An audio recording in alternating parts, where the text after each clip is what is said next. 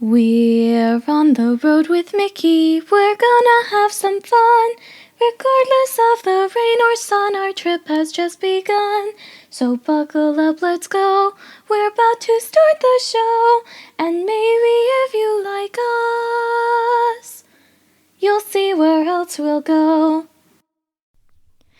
Hi everyone, I'm Sophie, he's Mike. Welcome to our little corner of the podcasting universe. Hopefully you like the sound of our voices and you want to stick around for the show. Not that it stays in one place for long. I mean, after all, we are on the road with Mickey. So hop in the car and buckle up your seat belts because we've got an awesome adventure this week. Now a brief rundown before we get moving. First up, our roundtable talk where we'll discuss the main topic for this week, followed by some Disney trivia ranging from Disney history to a random Disney character of the day. Well, that's just about it. Everybody ready? Let's get this show on the road. Hey everyone, I'm Mike, and she's Sophie. And she's Brenda. Hey everyone! Yeah, I'm like, Brenda, you there? And guys, we're on the road with Mickey. This is actually not episode number. This is episode for season 2, episode 5 for February 1st, 2021. And we are continuing our discussion on Walt's 9 Old Men. This is part 2 of a 3-part series. We're going to focus on Les Clarke and Ollie Johnston and Milk Call today. So I hope everyone is excited to learn more about these iconic men of animation at Disney's history. But before we get started, like always, we got some cheddar from the Big Cheese. So let's go ahead and get started on that. And I'll start us off. Sophie, Brenda, just FYI, filming for season 3 of The Mandalorian is set to begin on April 5th.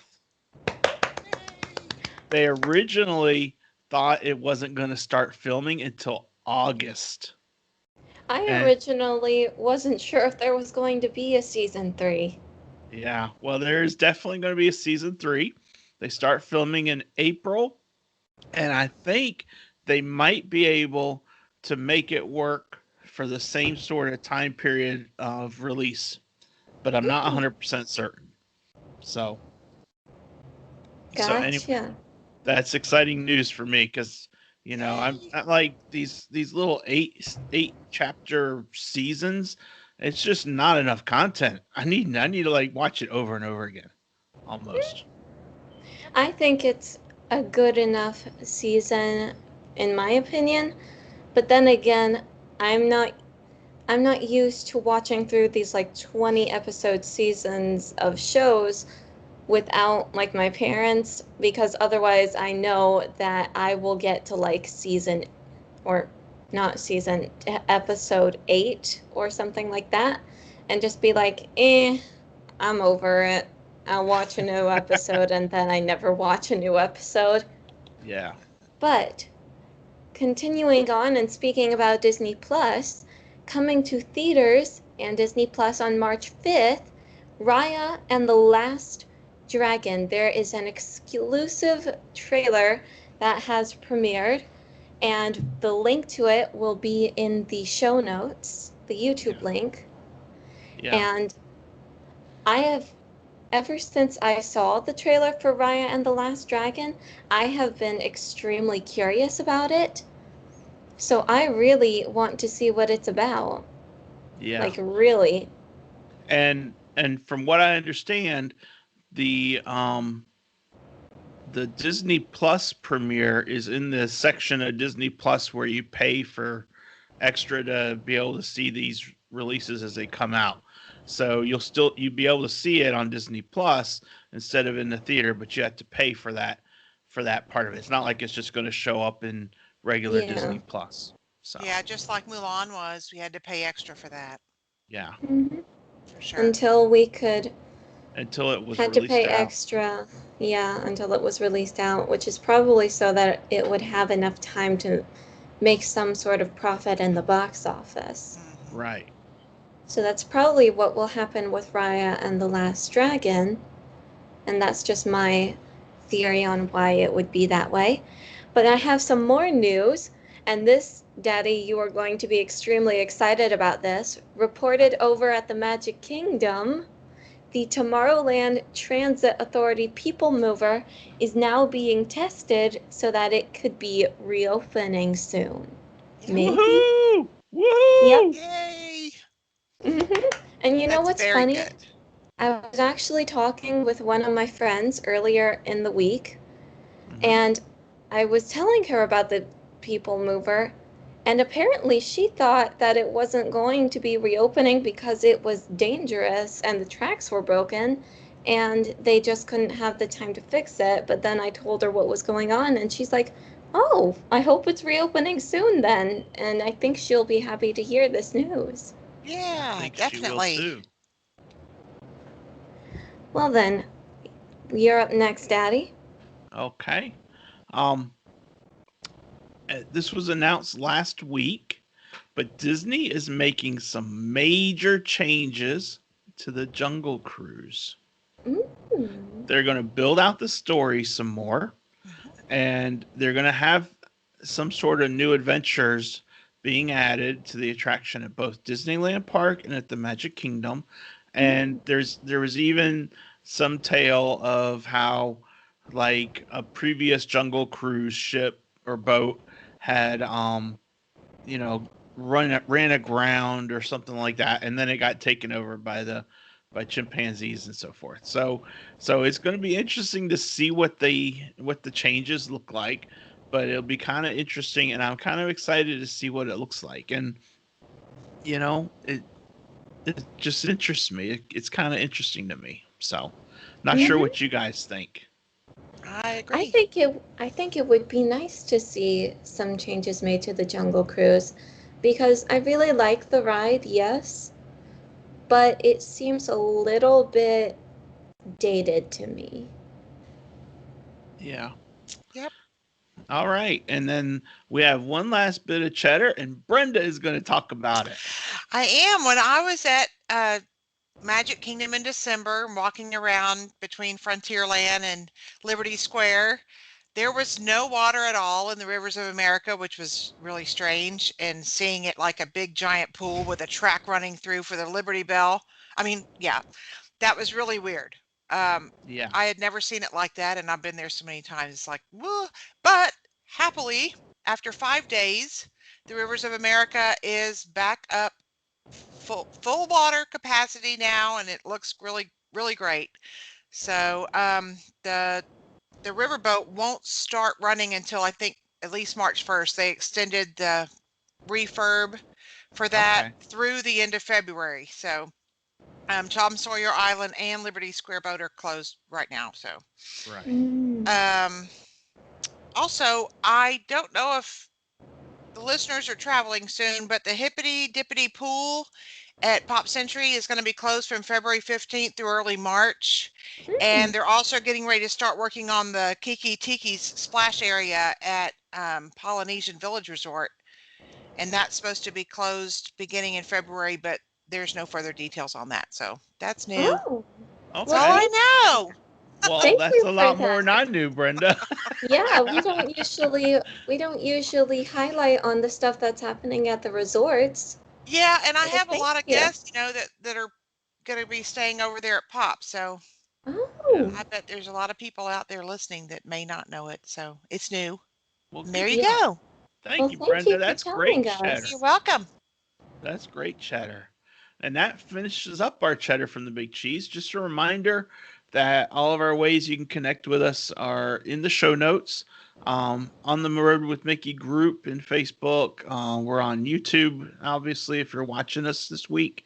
Instagram, by email. You can leave us a voicemail. I mean, there's a lot of different ways. So reach out if you wanna connect with us. But anyway, that brings us to our feature topic. And like I said previously, it's a continuation of our look at Walt's Nine Old Men. And just a reminder that these are the 9 animators that Walt Disney hired in the early days to really build out the animation department and to work on the feature-length movies and things like that. So these are iconic historical people that were like in the forefront of Disney from the beginning. So it's really kind of cool that we're looking at them. And last week, Brenda went first. And this week, Sophie is going to go first. And Sophie, who are you going to talk about today? I am going to talk about Les Clarke, the first of the 9 old men. Okay. And Well, I can't wait to hear it. Yep. And he is the only one of the 9 to be credited with working on the origins of Mickey Mouse with UB Works. iWorks. Cool. I'm still not sure if I'm pronouncing his name right. UB? I think it's iWorks, but I could be wrong too. So, Brenda, you're the deciding vote. No, I think it's iWorks too. I don't know for sure. Gotcha.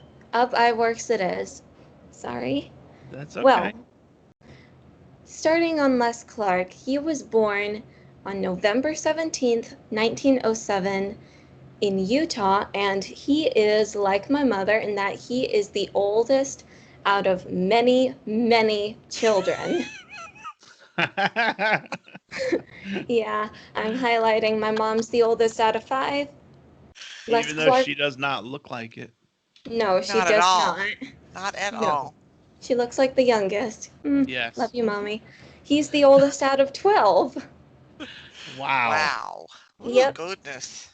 Yes, and on top of that, despite being born in Ogden, Utah, his family had a tendency to move around all over the place. They moved between Salt Lake City, Twin Falls, Idaho, and Los Angeles, all by 1930, and he went to high school in Los Angeles, and he worked a summer job at a particular ice cream shop near Disney Studios.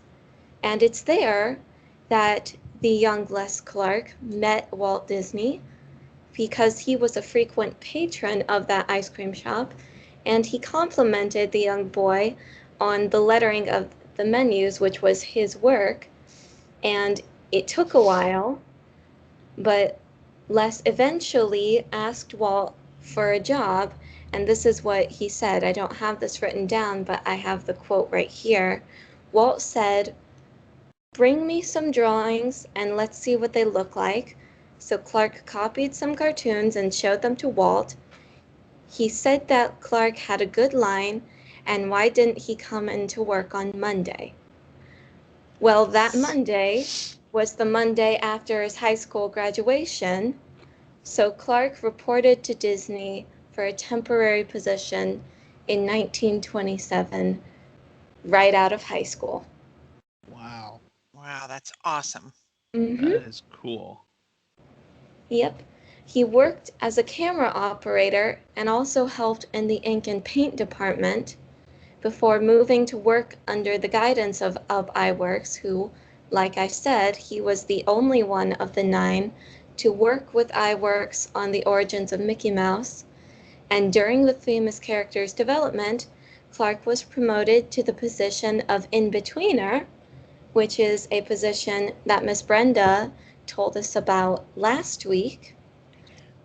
And he worked on some of the scenes from Steamboat Willie. And after iWorks left Disney, Clarke was made the lead animator on Mickey Mouse.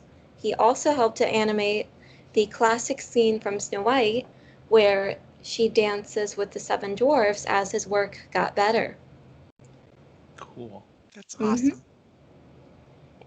And he is credited for a long list of films, and I could not possibly begin to tell you exactly how many that there are, because they range from 1927, when he first started working, all the way until 2000, where part of his work was used in the Fantasia 2000, despite him having passed away in 1979. But he is known for many of the characters like Pinocchio, Cinderella, Alice from Alice in Wonderland, and Tinkerbell. And the last movie he worked on during his life was The Many Adventures of Winnie the Pooh. He sadly died of cancer on September 12th, 1979, in Santa Barbara. But he had a wife, Miriam, and they had 2 children, their son Richard, and also a daughter named Miriam. Wow. Awesome. September 12th, that's Meemaw's birthday. Well, that was a sad day. Yeah. In But that happy case, birthday it was. to Mima. Yeah. Yep. So. Mima is my grandmother, for those of you who are unaware. And I love her to death. Yay! And she loves you. Mm-hmm. All right. Well, I've got a quote, Sophie. Would you like to hear it? I would. It's on regard. It's regarding Les Clarke, and it's from, believe it or not, Brenda, it's from Frank and Ollie. Oh, awesome. And they said of Les Clarke that Les quietly went ahead perfecting what he did best, constantly at art class, working hard to improve and learn. There was much admiration for this quiet, thoughtful man who came in with no art background, yet through sheer determination and desire, not only kept up, but helped advance the art with his refinements of many fundamentals. And these guys are, like we said, they're iconic legends of Disney. And to hear the praise they had for each other, it really brings it even home even more, It That's does. true. That's true. So that's why I like to share these little tidbits of stuff. Yep. Yeah, for sure. All right. They live on through these podcasts. Yeah, they do. They do. All right. So, Sophie, that's all you've got for us? That's all I've got. Then that brings us to Miss Brenda. Well, I am covering Ollie Johnston this week, who's the other half of Frank and Ollie. I did Frank Thomas last week. Oliver Martin Johnston Jr. was born on Halloween 1912 in Palo Alto, California, and he died on April 14th, 2008. He was the last surviving member of Walt's 9 Old Men, and he went to college at Stanford, and that's where he met Frank Thomas, and then they both went to Chouinard, and Frank had gone down to apply at the Walt Disney Company, and then a month later he called Ollie and said, I have a job for you too, so come on down. So that's what he did.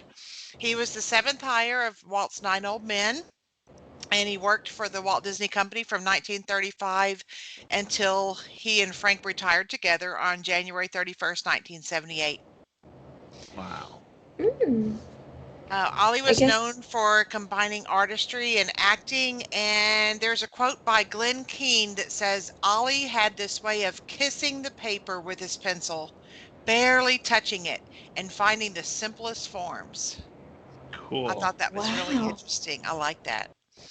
So he and Frank obviously were a great team, and Ollie always wanted to know what his character was thinking and feeling. So like at 5 o'clock, when everyone else knocked off from the studio, Frank and Ollie would go out to the car and they would talk about their characters for another 20 or 30 minutes together, playing off ideas with each other. And then the next morning they would meet up again and talk about what they had talked about the night before to remind each other what they had decided on. So I thought that was really great. They were so devoted. I just love these guys. So among the popular characters and scenes that Ollie animated was Mr. Smee from Peter Pan, the stepsisters from Cinderella, and sometimes the stepmother also, Prince John and Sir Hiss from Robin Hood, the district attorney and Ichabod Crane from The Adventures of Ichabod and Mr. Toad. Nice. And then he was animation supervisor for the Pastoral Symphony in Fantasia, Bambi and Thumper in Bambi, And of course, his other accomplishments were the book we discussed last week, the Disney animation, The Illusion of Life, that Sophie has, which is still Yes, the I do. textbook for animation courses today. It's known as the Bible among the animation characters. It's a beautiful book. Yeah. Beautiful, Ridiculously heavy, beautiful. big book. Yeah. Yep. And like Frank, his last professional work before his death was in The Incredibles, where they did the scene that Mike recently posted on the page, on the Facebook page for On the Road with Mickey. And that's when Frank says, "That's old school." And Ollie says, "Yeah, no school like the old school." If you haven't seen that scene that Mike posted, it is so cute. And they It look is like them. amazing. I love They it. do. They I love really Yeah. it. do. It's really cool how they animate the characters and the people that look like the actors, I know. It's awesome. I But think the it's thing cool. about it is that the Pastoral Symphony, you said he was the supervisor for it. Out of all the things in Fantasia, because I love Fantasia, Fantasia is like the golden movie for me, aside from Snow White. I love the Pastoral Symphony almost as much as I love the Night on Bald Mountain. Those two scenes are my favorite from Fantasia. Wonderful, wonderful. That's And now cool. every time you see it, you'll think of this. Yep. That's a good thing. Yep. So, Ollie had a big hobby that ended up really influencing Walt's life too, and that was his love for live steam trains. In 1949, he built a miniature backyard railroad called La Canada Valley Railroad, or La Canada Valley Railroad. It had 3 1/12 scale locomotives, and this railroad was one of the inspirations for Walt building his own in his backyard, the Carrollwood Pacific Railroad, which inspired the building of the railroad in Disneyland. Yep. Ollie was a founding governor of the Carrollwood Pacific Historical Society, along with his fellow Disney animator and rail fan, Ward Kimball. Yep, we remember that. Yep. The 1/4 scale Victorian depot from Ollie's backyard was restored and moved to a location near Walt Disney's Carrollwood Barn within the Los Angeles Live Steamers Railroad Museum at Griffith Park in Los Angeles. We've been there. We've been Yeah, there. I Have you been know. there? I'm Have you so been? jealous. No, I have not been there. I want to go there, and I want to go to the Walt Disney Museum in San Francisco. The Walt's Barn is so cool, and we rode the train, and it's on my YouTube. It's on YouTube of us riding it, and we were there with Steph and Shane, and with Aw. Sheila and Randy and Jagan, and we were all just sitting on this little road. I know. And it was so It's so much fun. cool. Just like It all was the pictures. so cool. Dang it. I want to go. I'm going to go sometime. Oh yeah, because it's so worth going to see. It's so Yes, worth Yes, going. it is. Definitely. In the 1960s, Ollie acquired and restored a full-size 3-foot narrow gauge Porter steam locomotive originally built in 1901. He got it in the 1960s. He named it after his wife, Marie E., and it was kept at his vacation estate. And then around 2002, he sold his vacation estate and also the narrow gauge train to John Lasseter of Pixar Studios fame. And on May 10th, 2005, it ran on the Disneyland Railroad during a private early morning event organized by Lasseter to honor Johnston, who was able to take the throttle of the Maria E one last time. Oh, This so was the first time that the Walt Disney Company permitted outside railroad equipment to run on any Disney resort. nice. Wow. That's In the so cool. 80s and 90s, Ollie served on the advisory board of the National Student Film Institute and was often a presenter at the annual film festivals award ceremonies. In 2005, Ollie received a National Medal of Arts that was presented in the Oval Office by President George W. Bush. Wow. So he was quite the guy. Really, Yeah. really nice guy. I mean, Yeah. you know, when we're researching these characters and you find out things about their personal life that you kind of knew things about their animating life, but you didn't know like their home life. And I Right. find it just so interesting how truly, devoted fathers Frank and Ollie were, that, at least I know about them already, but just really really special people. So I'll go into his family life a little bit. He, as I said, he was married to Mary E. Johnston, and she was a fellow Disney employee in the ink and paint artist. And he had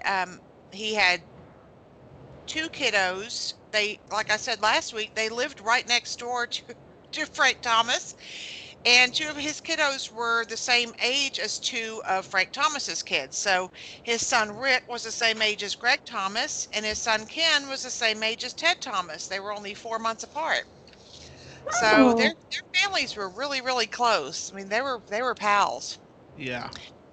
So Ollie's kids thought every family had a train. And they were like, when they found out that not everybody had a train, it was like, oh, wow. But that when they were talking about their dad, they said every birthday party was everyone riding the train and showing Disney movies with dad's projector. Yep. So that That had to have sounds been a like lot it. of fun for them. They had to have been very popular. Yeah, That no has doubt. to be. No That doubt. has to be one of the best. It's like a birthday lottery parties ticket ever. to go to one of the kids' birthday parties. Exactly. And that Wow. I know this is off point, but one of my favorite stories about Walt, and I'm sorry, I just have to deviate for a second because I love Deviate Walt so away. much. His girls had gone to a birthday party one year, and Daddy was just Daddy to them. And they had gone to a birthday party, and someone there had told them that their dad was Walt Disney. And they came home and they were so excited, and they ran into his arms and said, Daddy, we didn't know you were the Walt Disney. Well, that's cool. That is The reaction, adorable. but Yeah. it's really cool too because he didn't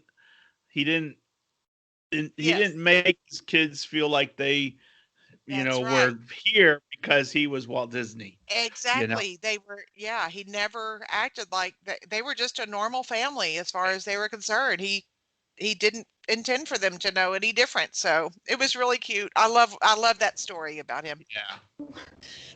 It's Ollie was, adorable. I love it. I know, love it.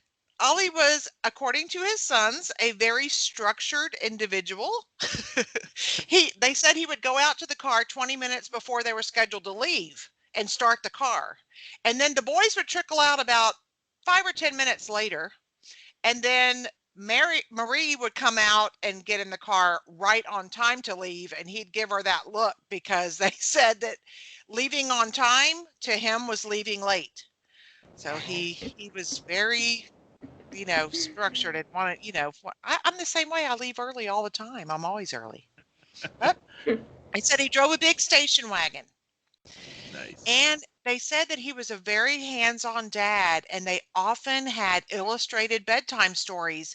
Ollie would actually use his lunch hour and do a lot of watercolor drawings, and then at night he would make up a story, and he had a picture for every scene in the story. Who does that? Not Who this dad. does that? Sorry, Sophie. I failed No. you. I mean, really, using your lunch hour to draw nighttime stories for your kids, that is just so sweet. I love it. Love it. Well, looks like I know who I want to look up to as a role model for parenthood. Oh, yeah, like there's not enough pressure on parents already, but to create a bedtime story and actually have drawings for it. Oh my gosh, that's so awesome. The kids also Excellent. said they had chalk talks where one might be a rabbit and one might be a dog, and they would go into character and, have like a whole skit with each other. It was so much fun. He sometimes had lunch with his kids, and then he'd walk them around the studio and show them around. Thought that was great. So I have people personally described Ollie as being a combination of outer gentleness and inner strength. I think that's special. And then, of course, something about Walt, and I'm going to try to say this without getting emotional, but when he found out that Walt had passed, he said he cried in his wife's lap. Yep. All the feels, Brenda. All the feels. I don't blame him at all. Yeah. And that is all I have on Well, Ollie.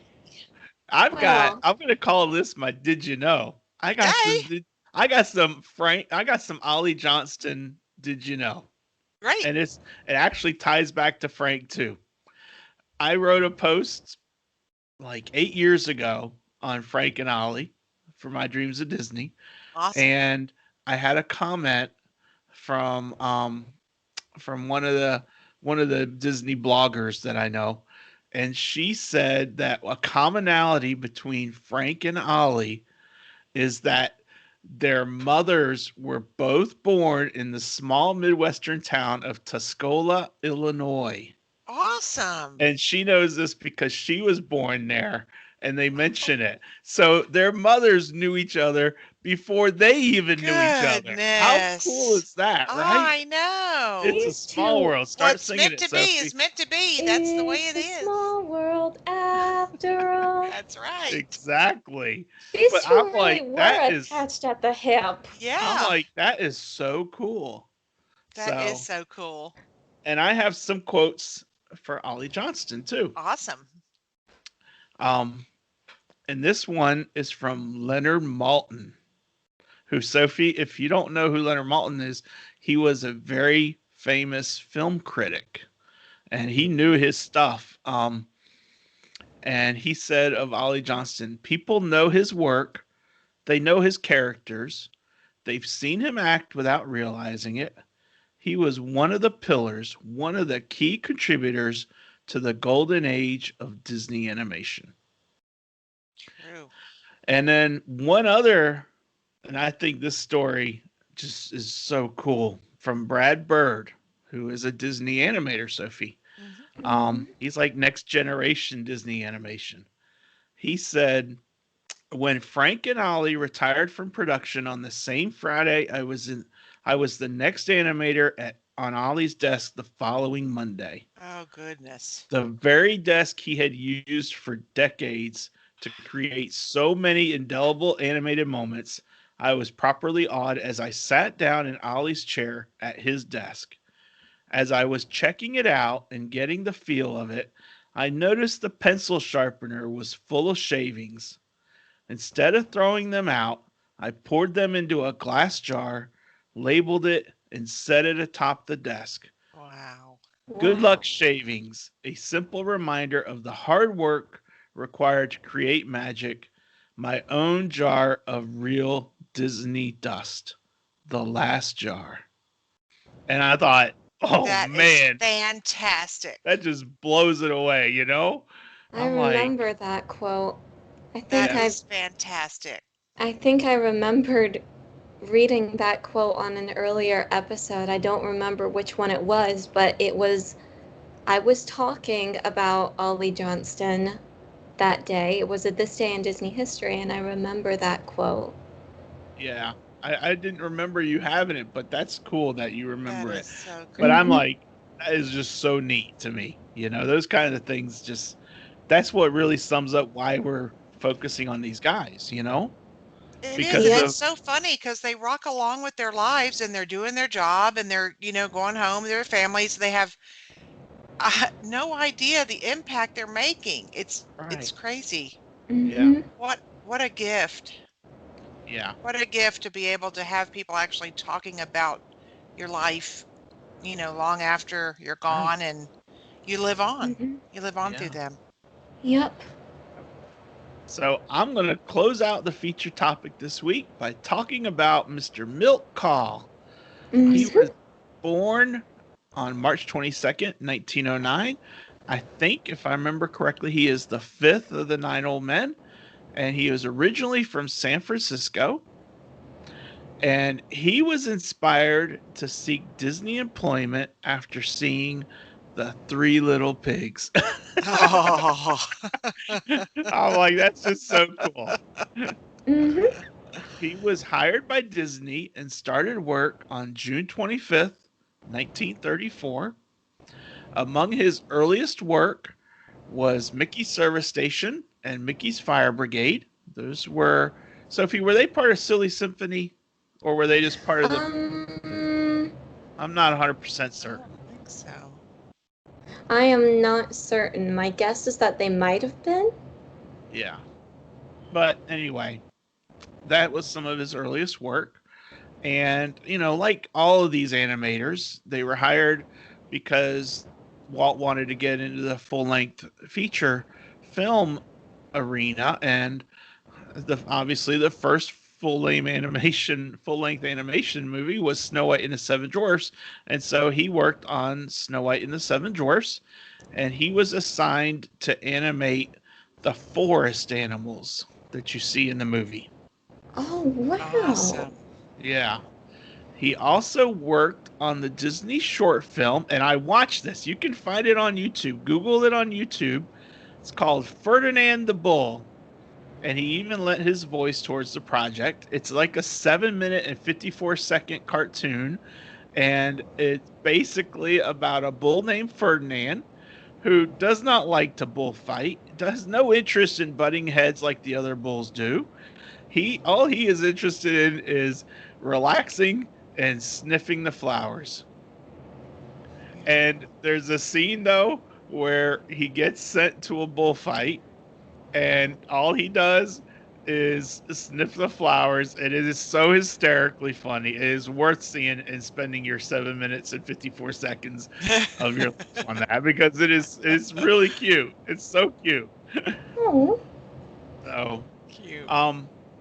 Milt Kahl was often considered to be the finest draftsman and the best at drawing human figures of all the animators, Wow. and he was known as the master draftsman. Later on in his career, he became the directing animator for Lady and the Tramp and Sleeping Beauty, and he retired on April 30th, 1976. His last work prior to retirement was as key animator for The Rescuers.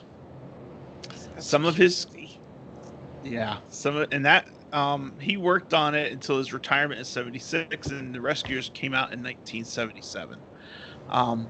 Some of his career highlights were in Pinocchio, Bambi, Saludos Amigos, Pecos Bill, Song of the South, Cinderella, Peter Pan, Winnie the Pooh, and Tigger 2. And I have 2 quotes that I'm going to wrap up with, and that's all I have. I don't have a ton of family information on him, but I have some really cool stuff. And animator Floyd Norman said, and I quote, "Milt Kahl's contribution to the art of Disney animation is immeasurable, and his work will continue to delight millions for years to come. If indeed animators could be considered royalty, there's no doubt Milt Kahl would be king." So Floyd Norman was very influenced by Milt Kahl's contributions. And then director John Musker had a quote regarding him and some of his work he did. He said he had really crisp timing. He did one of the most complicated scenes I have ever seen. Jiminy Cricket putting on his coat because he's late and he's running. It's done like in a 3/4 perspective. He had a dancer's feel for animation, which I think is kind of neat to envision that. You can picture, a character trying to race through a scene and get stuff done and all that. So I think that's kind of cool. So awesome. But that's all I have on Mr. Kahl. I think he was really cool, but I also think that in some regards he might have been overshadowed by some of the others. I don't know. It's just my feeling about it. So, but I like this. I like talking about this stuff. I could talk as much as I knew. So, so I really enjoy these topics. And next week we're going to close out our feature topic. Brenda is going to be talking about John Lounsbury. Sophie is going to be talking about Wooly Reitherman. His first name is Wolfgang, which I think is cool. His nickname is Wooly. Mm-hmm. And I am going to talk about Eric Larson. Awesome. And that is the last 3 of our 9 old men that we're going to focus on. But Sophie, this is our Disney history, right? So you don't have anything specific for February 1st, correct? I do not have anything for February 1st. Okay. Well, that's fine. So I am going to talk about my Who's Who character. And I need to put my glasses back on or I won't be able to read it. So hang on one second. And this is a character. See if you guys can guess the character. The movie, obviously, because I was just talking about Milk Call, I am going to talk about The Rescuers, his last work. And I don't know that I've ever seen The Rescuers all the way through. Confession. Sorry. Well, I let everyone down. I saw it don't years think and years ago. I haven't seen it all the way through either, Daddy, but I think I'm going to take a guess at which character yours is. Okay, tell me. Give me a guess. I think I remember you having already talked about Bernard, so I'm going to go with Miss Bianca. Well, Is she right? I haven't talked about Bernard, but you are correct. It is Miss Very Bianca. good. Sophie is so good at this, Brenda. I It's know. It's scary. scary. That's who you were going to guess too, right, Brenda? No. Yeah, thing of it is that I think there's only been a few times at all where I haven't guessed it. Right. So, breaking news, Sophie finally doesn't guess a Who's Who character. But this time she did. Got it. So, Miss Bianca is a graceful Hungarian mouse who is an agent in the Rescue Aid Society in New York City. Bianca is always impeccably dressed in a fashionable hat and shawl with a bow and can often be seen powdering her face or reapplying perfume. In spite of her attention to her own appearance, Bianca is able to look past the appearances of others. She decides to take Bernard along with her on her mission, even though he's just a janitor. Miss Bianca is kind and compassionate. She is also fearless and daring, and she loves a good adventure. And 2 bits of Did You Know, guys? Did you know Bianca's name comes from the Italian word bianco, meaning white? Ah, I did not. I did not either. And the decision to make Bianca of Hungarian descent came about because her voice actress, Gabor, is wasn't it? Eva Gabor, Yep. was born in Hungary. So that makes perfect sense. Green acres. Perfect sense.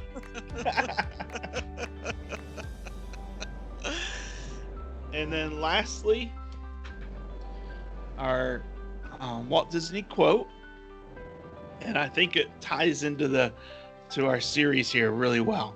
And he said, and I quote, "I take great pride in the artistic development of cartoons.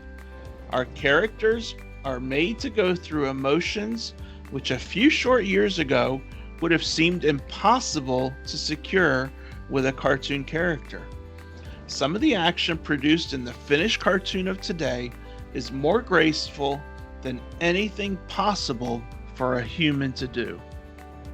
And I think that's so cool because it speaks exactly to the talent of these animators, you know? I agree. Yeah, definitely. So Brenda, Sophie, as always, thank you for joining me. I enjoy this so much, and I'm having a lot of fun going over this with you guys. Thank you for having us, especially Thank you, you. Miss Yeah. Brenda. Thank you for joining us both. Thank you Yeah. for asking me. I'm so thrilled about it. Thank you so Yeah. much. No problem. Mhm. And Of course. we will see everyone next week.